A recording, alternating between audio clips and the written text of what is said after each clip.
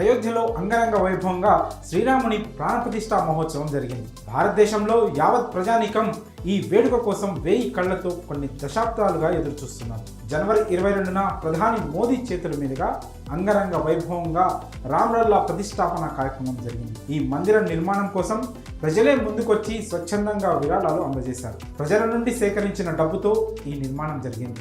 7 దశాబ్దాల వివాదాన్ని, ఓ సున్నితమైన అంశాన్ని సుప్రీంకోర్టు ఓ కొలిక్కి తేవడంతో అయోధ్య రామ మందిర నిర్మాణం సాఫీగా సాగింది. శ్రీరాముని మందిర నిర్మాణం కోసం 2021 జనవరి 14వ తేదీన విరాళ కార్యక్రమం చేపట్టి కేవలం 45 రోజుల పాటు ఈ ప్రక్రియను కొనసాగించింది రామ జన్మభూమి తీర్థక్షేత్ర. అదే ఏడాది ఫిబ్రవరి 27తో ఈ విరాళాల సేకరణ ప్రక్రియ ముగిసింది. మొత్తంగా 3500 కోట్ల రూపాయల విరాళాలు అందాయి. 10 కోట్ల మందికి పైగా విరాళాలు అందించారు.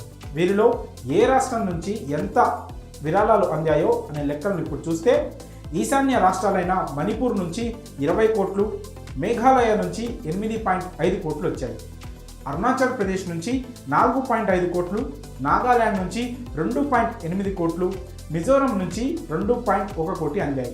ఇంకా తమిళనాడు నుంచి 85 కోట్లు రాగా కేరళ నుంచి 13 కోట్లు వచ్చాయని శ్రీరామ జన్మభూమి తీర్థక్షేత్ర ప్రధాన కార్యదర్శి చంపత్ రాయ్ వెల్లడించారు. మాజీ రాష్ట్రపతి రామ్నాథ్ కోవింద్ 5,100,000 రూపాయలు అందించారు. అలాగే ఆయా రాష్ట్రాల ముఖ్యమంత్రులు, గవర్నర్లు కూడా తమకు తోచినంత నగదును విరాళంగా అందించారు.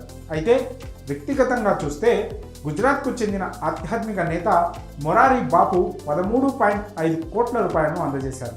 అంతేకాదు బ్రిటన్, కెనడా దేశాల నుంచి కూడా విరాళాలు వచ్చాయి. 8 కోట్లు వసూలయ్యాయి. అయోధ్యలో రామమందిర నిర్మాణం కోసం విరాళాలను ఏకకాలంలో సేకరించారు.